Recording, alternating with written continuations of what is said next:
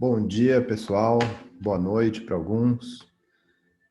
Sejam muito bem-vindos ao nosso curso de Zoologia de Vertebrados. E hoje nós vamos dar início a uma série de aulas que vai falar cada aula de um grupo taxonômico diferente.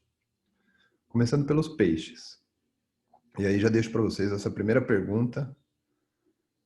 Quem são os peixes? Enquanto vocês pensam um pouquinho sobre ela, eu vou me apresentar. Eu sou o professor Felipe Toledo. Trabalho com anfíbios aqui no Departamento de Biologia Animal e junto com o Wesley e Leonori vou estar ministrando aulas aqui nesse curso, tá bom? Qualquer dúvida, vocês podem me contactar e nós vamos conversar depois das aulas também. Então vamos lá, a pergunta parece óbvia, quem são os peixes? Mas vejam que nem sempre o que a gente chama de peixes ou o que a gente não chama de peixes já foi considerado, tal como no caso de anfíbios, crocodilos, focas e baleias, todos esses eram peixes, só porque viviam na água. Mas será que esse pensamento do século XVI estava totalmente errado?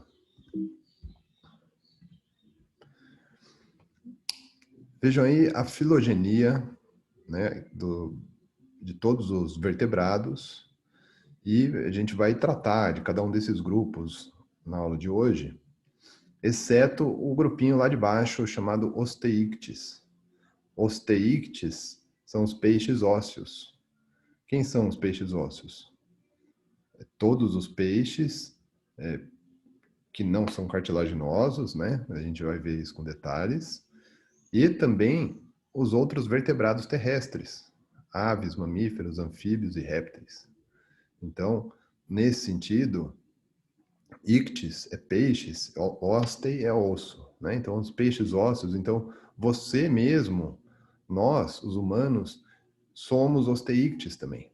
Nós estamos dentro desse grande grupo de peixes ósseos. Nós vamos abordar isso mais para frente. Nessa primeira aula, nós vamos conhecer em mais detalhe todos esses outros grupos de peixes. Os agnata, e ali tem um grupinho ciclostomata, nós vamos ver isso com detalhes, não se preocupe por enquanto. E os agnata fazem um contraponto com os gnata ou gnatostomata. O que quer dizer isso? Gnatos é mandíbula. Então, agnata são peixes sem mandíbula. E gnatostomata são todos aqueles com mandíbula. Tá? Então, essa é a primeira diferenciação aí dentro dos peixes, para a gente prestar atenção. Dentro ainda dos gnatostomatos, a gente tem os condrictes, que são os peixes cartilaginosos. Condros é cartilagem e ictis é peixe.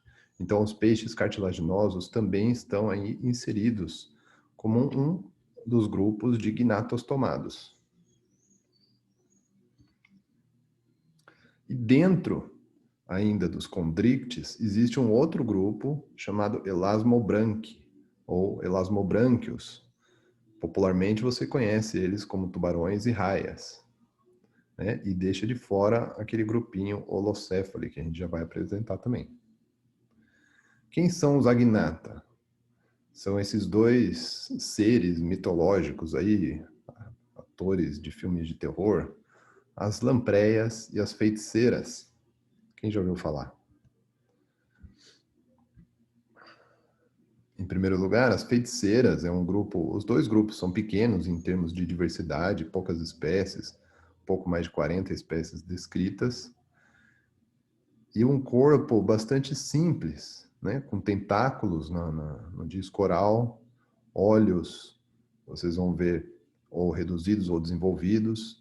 No caso das feiticeiras, de 5 a 16 pares de fendas branquiais e diversas glândulas de muco ao longo do corpo. Por outro lado, as lampreias têm menos, né, normalmente menos pares de fendas branquiais, 7 fendas branquiais, é um número fixo, e um corpo também serpentiforme, né, assim, sem nadadeiras pares, como nos peixes.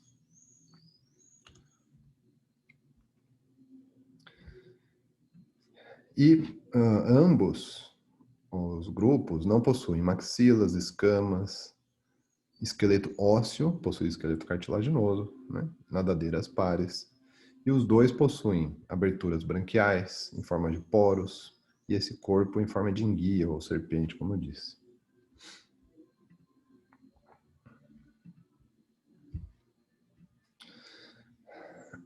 As feiticeiras são todas marinhas e bentônicas.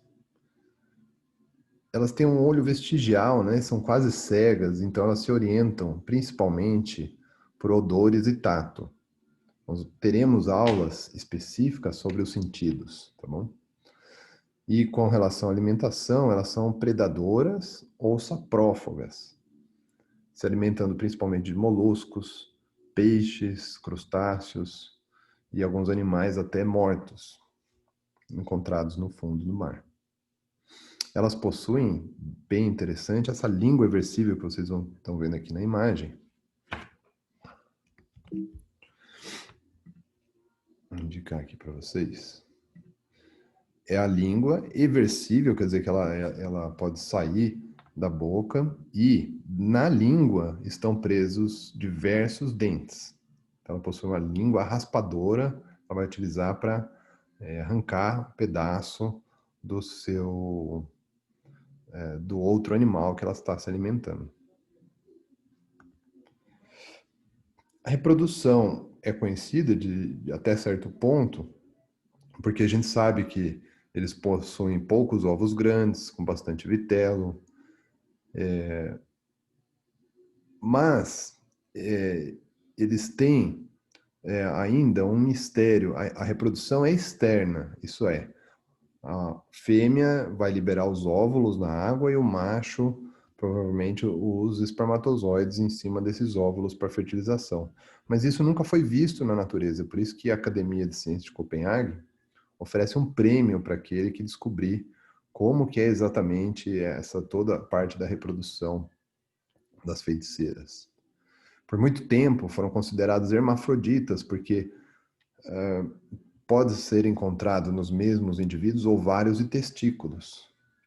Só que só um dos órgãos, das gônadas, é funcional, ou só os ovários ou só os testículos. Então, eles, na verdade, possuem sexos separados, sim, são dioicos, mas tanto os machos quanto as fêmeas possuem os dois tipos de gônadas. A distribuição, a gente não conhece muito sobre essas espécies, né? A gente não fala muito sobre feiticeiras, porque, veja bem, no Brasil não é muito comum. A distribuição desse bicho é mais, ou de todas as espécies, né? É fora da região tropical, é na região mais fria do planeta. Então, no Brasil a gente pode encontrar espécies lá no Rio Grande do Sul, Santa Catarina, mas são animais raros de se ver.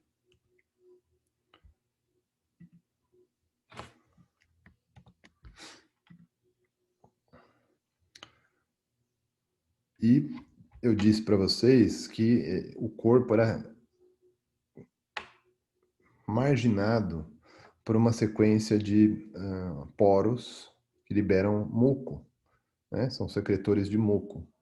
E aí, nesse experimento, vocês vão ver uma feiticeira se alimentando de um alimento que foi colocado na ponta dessa haste e um possível predador ali, no caso um tubarão, se aproximando e tentando abocanhar a feiticeira. Veja que deve ter um gosto muito ruim e a feiticeira escapou ilesa ali da mordida de um tubarão.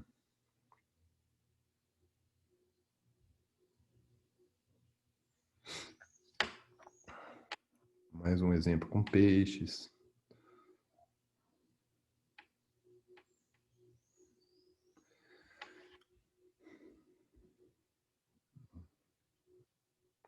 Esse peixe tem aqueles barbilhões, são sensoriais. Vê que ele não chegou a abocanhar a feiticeira, mas já com o barbilhão sentiu o gosto ruim que ela tem e ele se afastou. Então aqui só para vocês olharem a quantidade de muco que pode ser liberado por uma feiticeira. E veja que esses biólogos estão muito felizes, porque na verdade acabaram de descobrir que com esse muco é capaz de fazer uma cola biológica, uma cola para colar, por exemplo, órgãos que não podem ser costurados, órgãos esponjosos, como o fígado, por exemplo, e você pode colar com esse tipo de cola biológica. Então, está sendo produzido em escala industrial para a indústria farmacêutica. E as lampreias têm algumas características diferentes das feiticeiras. Elas já possuem um olho bem mais desenvolvido, possuem as nadadeiras que a gente consegue separar a nadadeira dorsal anterior da dorsal posterior e da caudal. É possível ver essa diferença. E elas são famosas por serem parasitas de peixes, mas nem todas são parasitas. E uma outra diferença é que também existem espécies dulcícolas, quer dizer, de água doce, diferente das feiticeiras, que eram todas marinhas.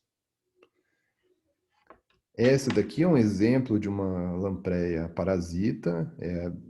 Geralmente, quando a gente fala em lampreia, vocês vão imaginar um bicho como esse. Tem um disco oral grande, cheio de dentes. Também possui uma língua com dentículos, eversível. E ela se fixa num animal que ela vai parasitar.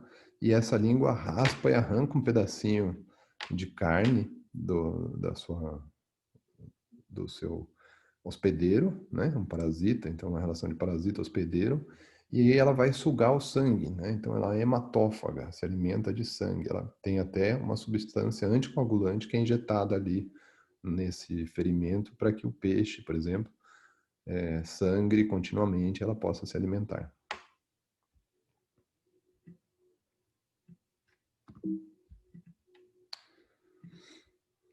Bom, também possuem sexos separados, são dioicas. Aqui a biologia reprodutiva é muito mais conhecida do que das feiticeiras. Existe uma fase larval que a gente chama de amocete.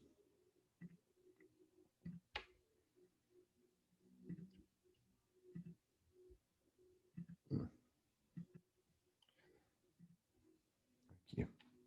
Essa fase larval, chamada de amocete, é a maior parte da vida das lampreias é passada como amocete.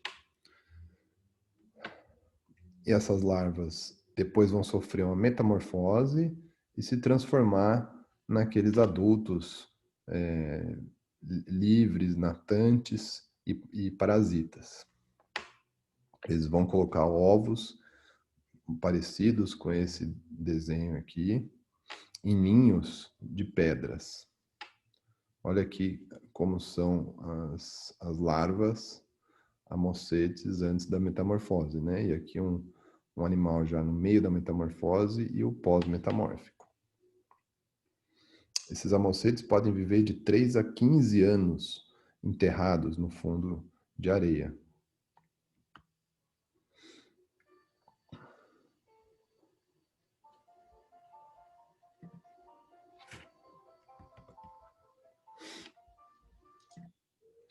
E aqui vocês estão vendo num aquário machos e fêmeas que vão agora reproduzir. Vocês vão ver que o macho vai segurar a fêmea pela cabeça e aí sim enrolar as duas caudas para a fertilização.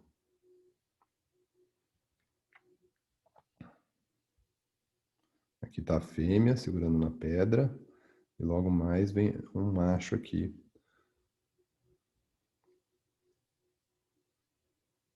Ó, ele segura a fêmea com a cabeça e eles entrelaçam as caudas para a fertilização.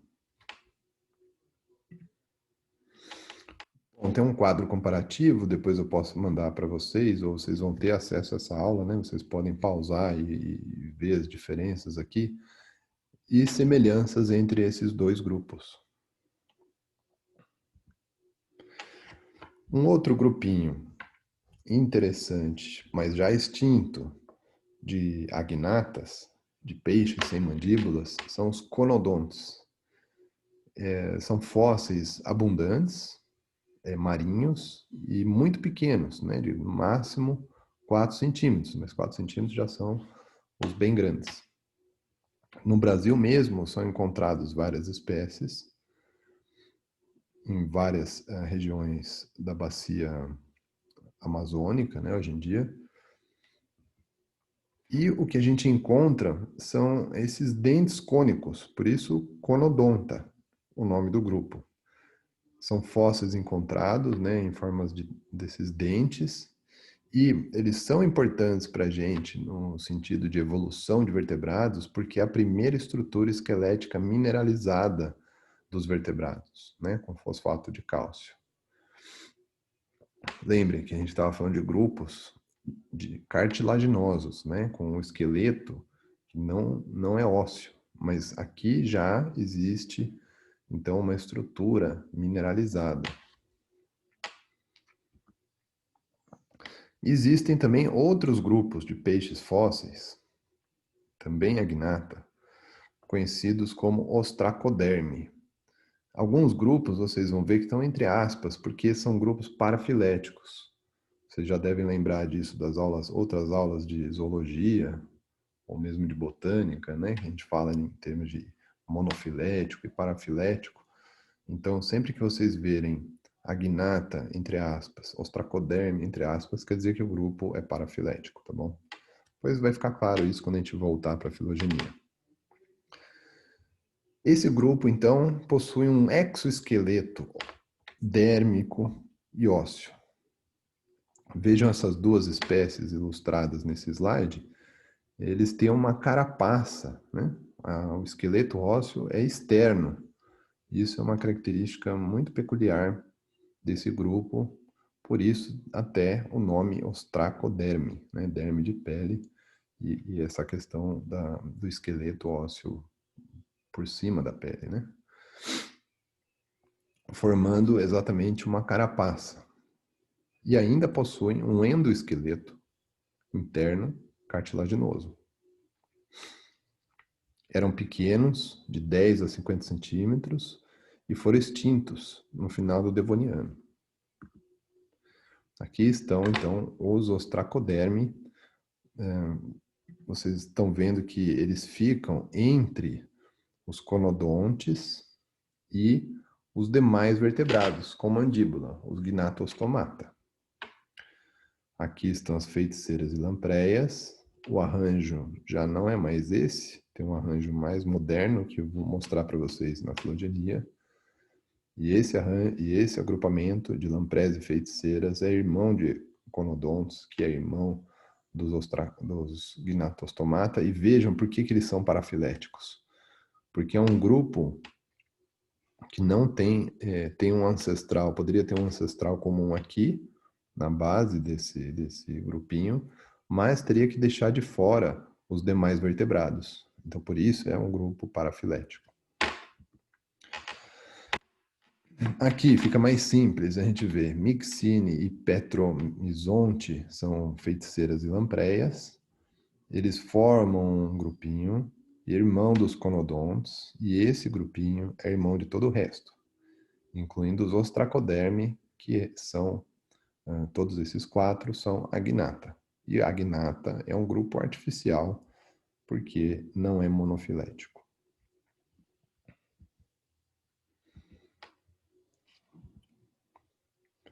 E agora a gente pode falar então dos gnatostomata, daqueles peixes com mandíbulas. Existem também grupos fósseis, como o Placoderme e a Cantode. Quando tem um peixinho morto aqui, é um grupo fóssil, já foi extinto. Mas também vamos falar superficialmente desses dois grupos aqui. Bom, a primeira questão é, eles têm mandíbula, mas da onde veio a mandíbula? Como que surgiu a mandíbula? A mandíbula, na verdade, é uma derivação dos arcos branquiais, né? São estruturas esqueléticas, e o primeiro e o segundo arco branquial deu origem às mandíbulas. O primeiro arco, as mandíbulas propriamente dita, e o segundo arco deu origem ao que a gente chama de aparelho ilhoide, que na verdade é uma estrutura esquelética de sustentação das mandíbulas, porque como elas são móveis e bastante robustas, elas precisam ter uma estrutura de sustentação por trás. Então, foi uma modificação de arcos branquiais já presentes nos seus ancestrais. Além disso, existem clásperes, são órgãos copulatórios.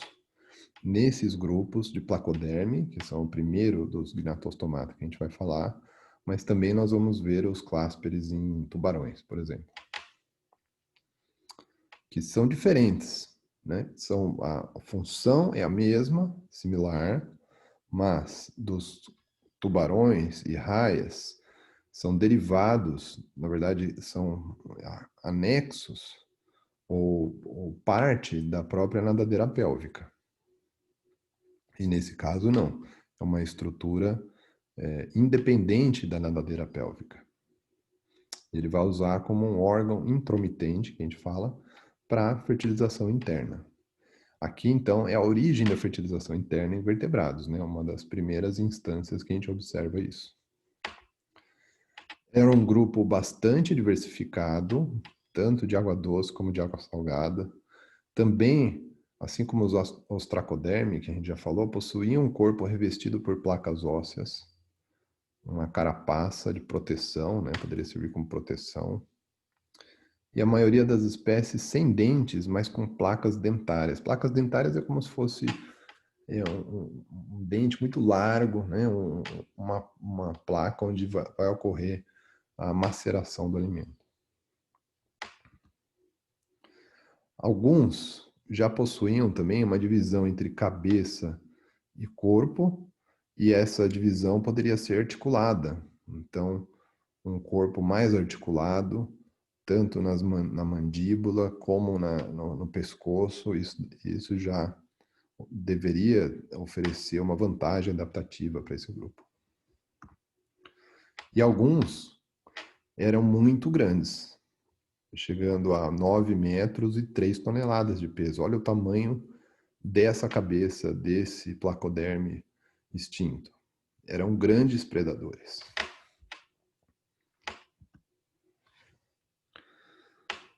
Depois, nós temos outros grupos de gnatostomata, já condrictis, condro, cartilagem, e ictis, peixes, né? São peixes cartilaginosos. Embora os outros também sejam peixes cartilaginosos, o nome do grupinho que identifica-se como peixes cartilaginosos é esse grupinho entre a cantóidea e batóidea. Acanthus é espinho, então, por conta desses espinhos anteriores nas nadadeiras, tanto aqui nas superiores como nas inferiores, eles possuíam mandíbulas muito mais móveis, né? Veja que é um peixe já mais parecido com o que a gente tem hoje em dia. Eram predominantemente docícolas de água doce. A nadadeira caudal é o que a gente chama de heterocerca epicerca. O que é isso? Heterocerca porque possui uma parte maior do que outra, não é igual, porque senão seria homocerca, como está aqui nessa figurinha. Heterocerca quer dizer que existe uma parte da nadadeira diferente da outra. E epicerca significa para cima, quer dizer que a coluna do animal entra na parte superior da nadadeira, senão seria hipocerca. Pode existir epicerca ou hipocerca. Alguns nomes, todos esses nomes que eu estou falando para vocês, e a gente já deve ter falado uns 10, 12 nomes diferentes, são importantes para a gente identificar as estruturas e as diferenças entre os grupos, tá bom? Um grande número de nadadeiras ventrolaterais, né, até 6 pares, e animais pequenos também, de 2 centímetros até 80 centímetros. Uma representação, só para vocês verem como poderiam ser, né, e o fóssil como ele é, um fóssil até que bastante preservado aqui. Bom, tanto os acantódeos, que eu estava mostrando agora para vocês, como os placoderme, lembra aquele grandão predador? foram extintos, mais ou menos aqui no final do Permiano, no caso dos acantódeos, no Devoniano. E isso, será que essa extinção desses grupos e outros grupos ainda que não foram mencionados aqui hoje, tem a ver com a diversificação recente dos elasmobrânquios, tubarões e raias? Pode ser que sim, pode ser que extinções deem espaço para diversificação de novos grupos, que antes eram pequenos e hoje são diversos.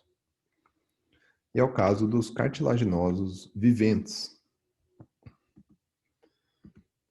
Quem são eles?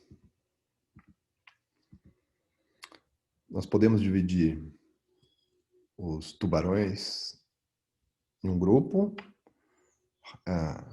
raias um outro grupo e as quimeras um terceiro grupo. Então, existem 3 grupos de condrictes viventes atualmente e são facilmente distinguíveis, por exemplo, pela questão das aberturas branquiais. Os tubarões possuem de 5 a 7 pares de aberturas branquiais laterais no corpo. As raias possuem 5 pares de aberturas branquiais ventrais. Diferença entre tubarão e raia. E as quimeras possuem apenas uma abertura branquial e lá dentro existem 4 pares de brânquias, mas uma só abertura. E no caso dos tubarões e raias, para cada abertura, uma brânquia.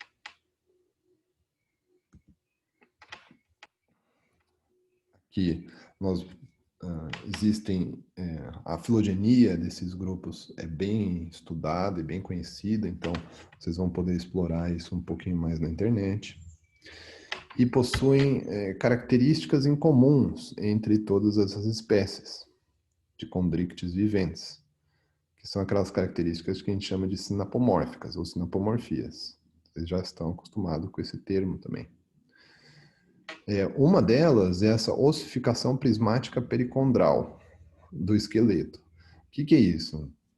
Vamos entender com calma esse nome, né? Uma ossificação pericondral, quer dizer, em volta, peri, do condros, da cartilagem. Então, existe uma ossificação em volta da cartilagem do seu esqueleto. E prismática é simplesmente o tipo dessa ossificação. Então, apesar de serem peixes cartilaginosos, possuem uma mineralização em volta da cartilagem. Então, aqui a gente vê em azul a cartilagem, em vermelho é osso, né? Então, existe um certo grau de ossificação até nos peixes cartilaginosos. E aí vem a questão de: será que a cartilagem é um caractere primitivo ou derivado, né? Porque a gente sabe que osso já existia em ostracoderme, placoderme, acantódio, lembra aqueles peixes com esqueleto ósseo externo, por exemplo? Então, osso é uma característica anterior a um animal totalmente cartilaginoso, sem osso. Então, houve, na verdade, a perda da ossificação nesse grupo de condrictes. Isso é muito confundido, às vezes, as pessoas acharem que eram todos peixes cartilaginosos e depois vieram os peixes ósseos, que são os osteíctes, que é o grupo da aula que vem.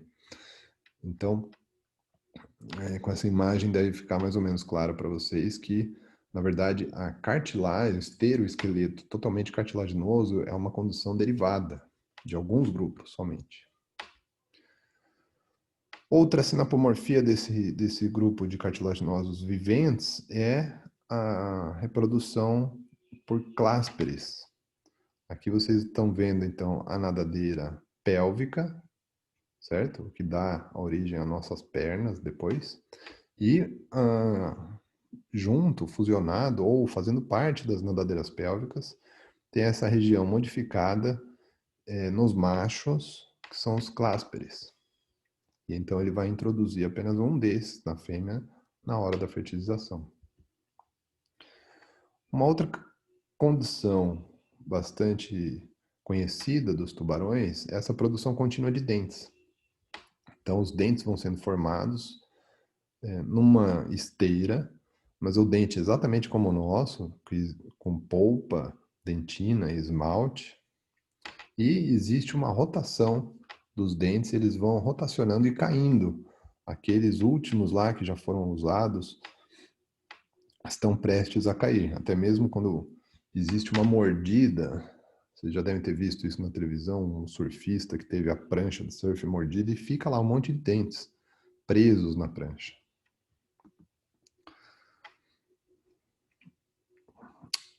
Um grupo antigo, tubarões, né, cerca de 420 milhões, esse é um dos primeiros tubarões que a gente tem no registro fóssil. Existem mais de 3.000 espécies fósseis de tubarões. E olhando essa figura aqui, lembra aquela questão de cauda heterocerca, epicerca, hipocerca? Será que dá para saber qual que era o tipo dessa cauda aqui? Aparentemente epicerca, será? Ou heterocerca? Ou era dificerca? Quando a coluna entra e a cauda não tem diferenciação na parte superior e inferior. Na verdade, a gente sabe sim que esses primeiros tubarões tinham essa cauda epicerca, que ia para cima, a coluna entrava na parte superior da nadadeira caudal. E existem várias peças no registro fóssil, dentes sendo o mais comum, por causa exatamente daquela produção contínua de dentes e da queda natural dos dentes, e esse dente sendo também uma estrutura das mais duras da natureza, né, e são facilmente fossilizadas. E a questão interessante sobre isso é porque a gente pode descobrir qual que é a espécie pelo dente, porque cada espécie tem um dente com formato distinto. E existiram também muitas formas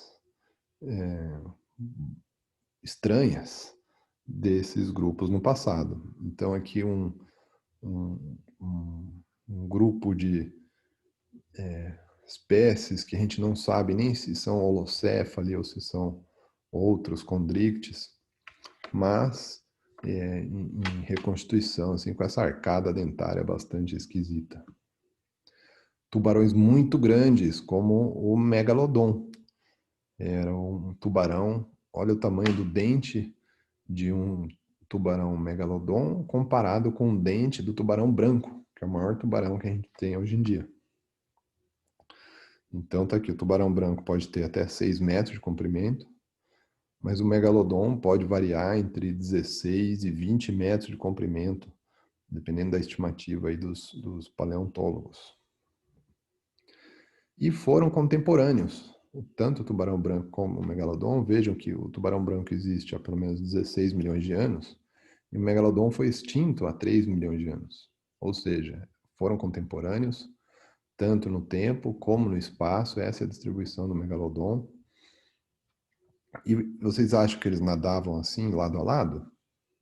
Eu acho que não.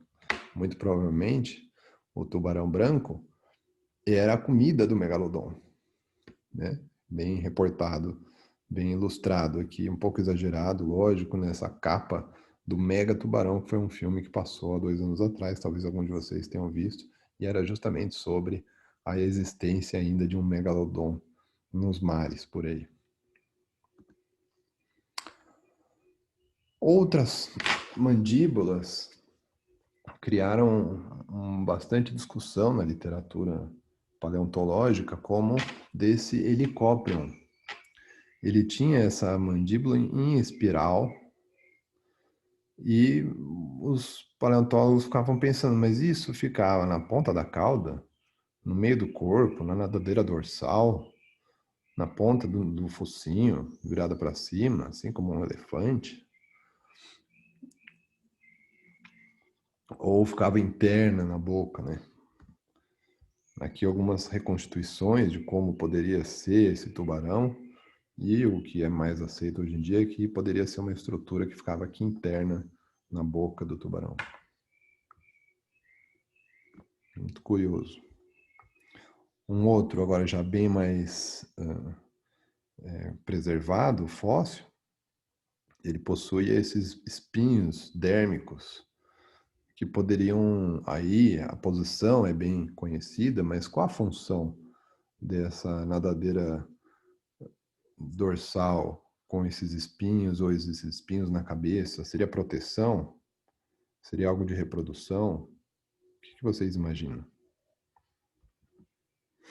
E as raias já são muito parecidas com o que a gente conhece hoje, né? Bastante similar ao que você tem imaginado por uma raia. Bom, vamos falar de formas viventes. Os tubarões, existem cerca de 500 espécies já descritas e quase 100 delas no litoral brasileiro. Lembra que eu falei para vocês de 5 a 7 pares de fendas branquiais, abrindo-se ao lado da cabeça, né? Aqui a gente até consegue ver a boca de um tubarão e ver essas fendas branquiais. Novamente, os dentes podendo ser utilizados para a identificação dos grupos, tanto de tubarões como de raias, e existem várias ordens de tubarões e raias. Não importa muito para vocês essas ordens, é uma questão de curiosidade, só para vocês terem, verem um pouco de variação da morfologia desses bichos.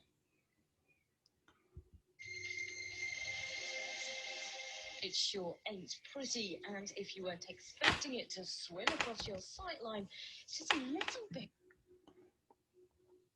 Esse aqui é um tubarão descrito há uns 10 anos atrás. Vejam aí as fendas branquiais, laterais, né? Olha que formato diferente de tubarão. Alguns com espinhos na nadadeira dorsal, e esses espinhos podem estar associados à glândula de veneno. Olha a mandíbula bastante robusta desses heterodontiformes, né? Uma ordem de tubarões muito robustas, e não são dentes pontiagudos, na verdade são placas dentígeras. Isso é uma placa dentígera que vai servir para se alimentar de animais duros. Ele é um durófago, a gente chama. Ele se alimenta de ouriço, por exemplo, ouriço, caranguejo. E aí essa mandíbula vai servir justamente para esmagar esses animais duros. Olha esse aqui, é o tubarão carpete, né? Muito camuflado. Olha ele, barbudo. E essa barba serve, na verdade, para intensificar a camuflagem. Cação-anjo, parece um anjinho. O tubarão-baleia, vocês conhecem, né? Ele não é uma baleia, é um tubarão, é um peixe, não é um mamífero, é filtrador. Apesar de ser o maior peixe do planeta, ele é um filtrador, se alimentando de algas e zooplâncton. Até alguns peixinhos também são ingeridos. Os peixes serra, tubarões. Existem peixes serras tubarões e peixes serras raias. Como é que a gente vai separar um do outro? É uma pergunta para a gente discutir depois.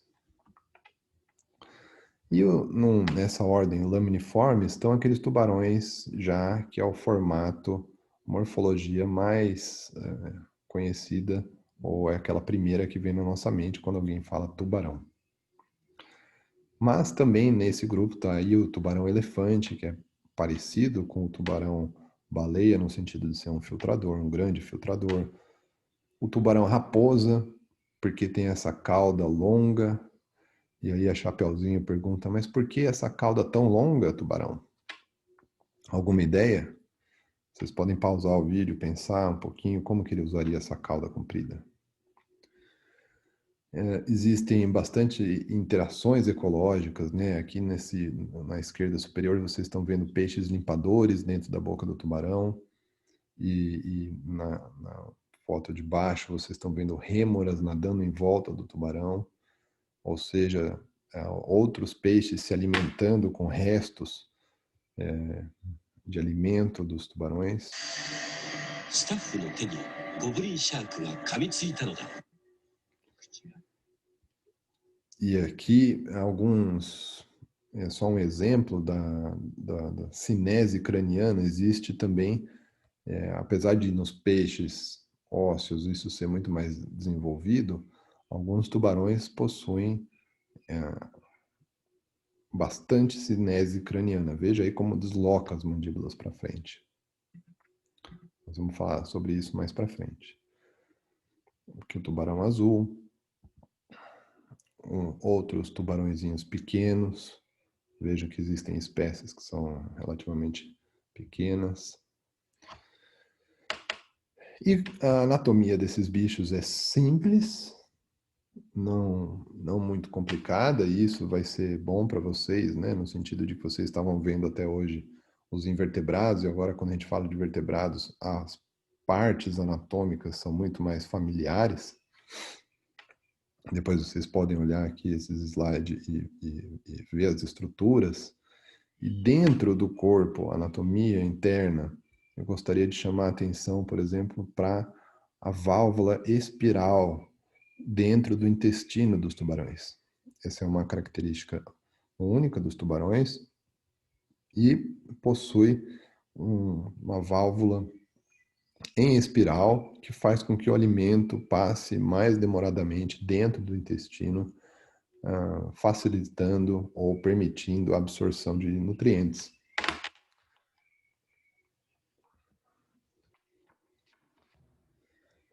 A respiração, nós vamos falar um pouco mais sobre isso também mais para frente, mas a água entra pela boca dos tubarões e passa pelas brânquias. No caso de raias que ficam lá no fundo, arenoso, isso não é possível, então a boca da raia está lá colada no fundo de areia, então a água vai entrar por esse espiráculo que fica atrás do olho e vai passar pelas brânquias e sair lá por baixo mesmo.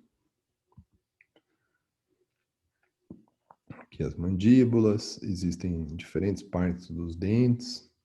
E uma questão interessante, no caso de tubarões, é que a pele, na verdade, é revestida de dentículos, de dentes. A pele do tubarão é feita de dentes. Dentes mesmo, com esmalte, dentina e polpa, né? Toda a pele do tubarão, se vocês tiverem a oportunidade depois de passar a mão no tubarão, quando a gente acabar essa pandemia, vocês podem visitar lá a nossa coleção e ver como que a pele é bem áspera por conta desses dentes. Inclusive, existem roupas agora de nadadores profissionais que imitam a textura dos tubarões para os nadadores nadarem mais rápido. E eles têm super sentidos. Um tubarão pode detectar uma presa a 1 quilômetro ou mais de distância utilizando seus vários sensores. Por exemplo, a audição. Possuem ouvido na cabeça e vocês vão ver a abertura, não existe orelha em tubarão, certo? Mas existe a abertura pro ouvido interno, fica em cima da cabeça, são 2 furinhos por onde eles escutam. Eles têm olfato muito bem desenvolvido, conseguem detectar até uma parte por milhão daquilo que ele se alimenta, né? Vocês podem pensar em sangue, mas poderia ser outras substâncias atrativas. Um órgão excelente no sentido de eletrorecepção são as ampolas de Lorenzini, e essa sim a gente vai falar um pouquinho mais, porque é uma característica peculiar nesses animais. A gente vai falar um pouco mais delas na aula de sentidos, mas para vocês já irem entendendo o que elas são, né? Existem na cabeça, especialmente esses órgãos, são orifícios na pele do tubarão. Tem um canal preenchido por um gel, e lá no fundo desse canal existem essas que são as ampolas de Lorenzini, que vão detectar campos elétricos. Então, todos os animais vivos produzem campos elétricos que podem ser sentidos pelos tubarões. Um outro sistema é o sistema de linha lateral, que é presente tanto na cabeça como ao longo do corpo do tubarão. E esse sistema de linha lateral também é conhecido em peixes e anfíbios. E ele é um sentido de tato à distância. Quando uma tartaruguinha aqui se mexe na água, ela faz ondas, e essas ondas têm um formato do animal que está se mexendo, e o tubarão vai poder detectar esse movimento à distância. Também são poros na superfície, agora preenchidos por água mesmo, e quando esse movimento atinge esse canal da linha lateral, o movimento vai fazer com que os neuromastos, que são os órgãos receptores, vão se mexer também, e esse sinal vai ser transformado em sinal elétrico para o cérebro interpretar que existe um movimento ali na água. Veja aí, como eu falei para vocês, até em anfíbios a gente tem esses canais da linha lateral.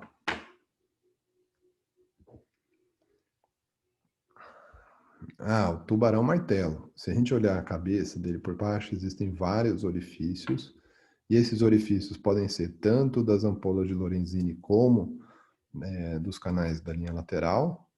E será que existe mais alguma vantagem ter essa cabeça em formato de martelo, né? Por que essa cabeça tão larga?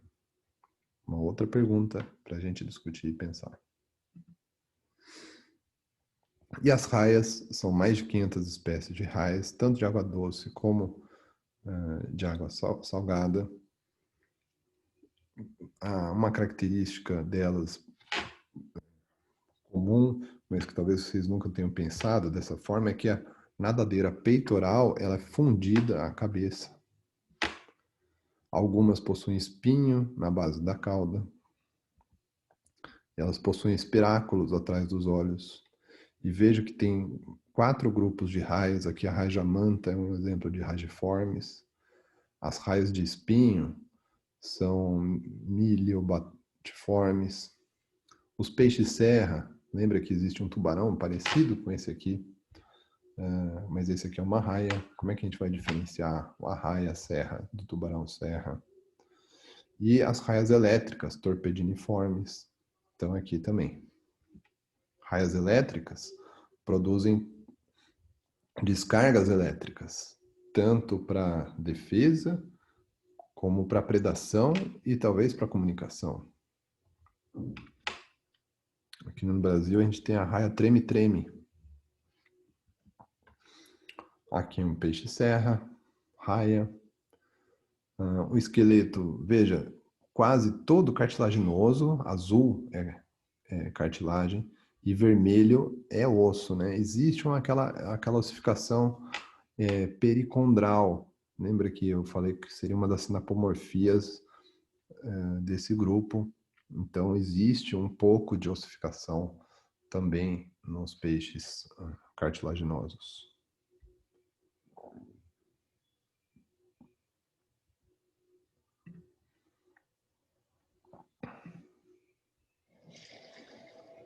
On the west coast. Bom, esse aqui eu vou mostrar para vocês outro dia.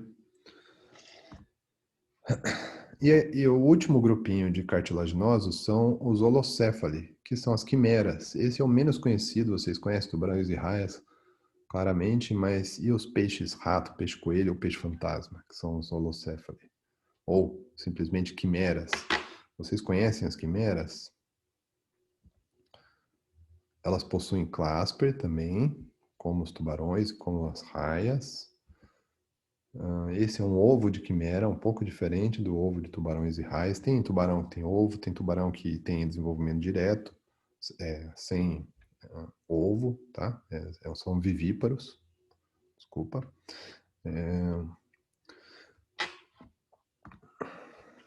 Elas possuem placas dentígeras, então não vai ter aqueles dentes pontiagudos como os tubarões. Possuem um espinho associado à glândula de veneno também, como alguns grupos de tubarão. E aqui algumas formas para vocês verem diferentes das quimeras. Olha essa nariguda. Para que serve esse nariz? E essa aqui é a quimera elefante, né? Tem esse nome porque tem essa trombinha. Aqui é um ovo da quimera elefante. E aqui algumas comparações entre elasmobranque, tubarões e raias, e holocéfale, as quimeras, para vocês darem uma pesquisada depois. Mais semelhanças e diferenças.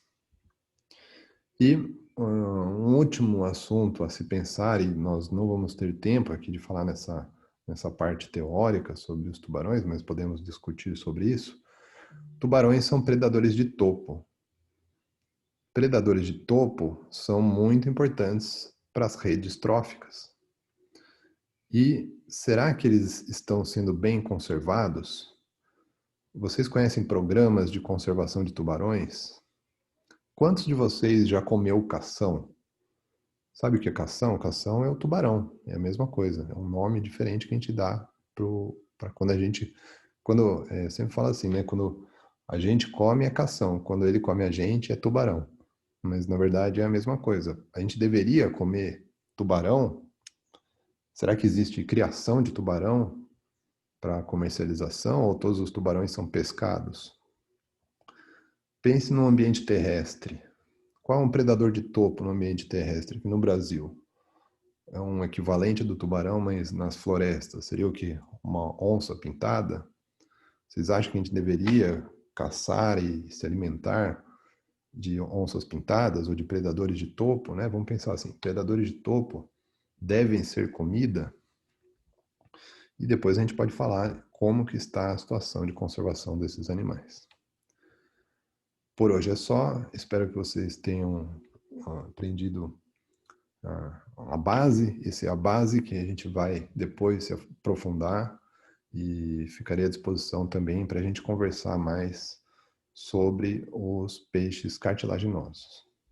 Tá bom? Muito obrigado e até mais.